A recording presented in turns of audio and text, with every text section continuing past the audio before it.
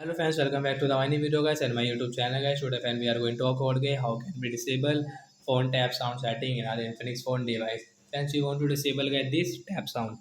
As you can see when you tap on button and friends you can see get this beep sound in your Infinix phone. So how can you disable this sound?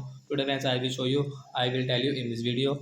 So friends now let's see how can we disable it. So before starting video man, first of all go and subscribe the channel guys. Click the bell icon and like the video. So when we will on our phone setting. After on phone setting, guys, scroll it. Friends, click on guys phone sound and vibration. Then guys scroll it. Friends, you can see guys the touch sound, tap sound guys will disable from here. So guys tap here. Then guys your sound will disable guys. You can see guys now we can operate our phone without this beep and tap sound setting guys. You can see guys this sound will not work in our Infinix phone device. So like that guys you can disable guys your phone tap sound settings. So that's it guys. I hope friends you have understood how to disable tap sound in Infinix phone device. So bye bye friends. Friends, do you have any doubt related to guys your sound and vibration? So as you can ask me in comment section, I will check, I will help you. Bye guys.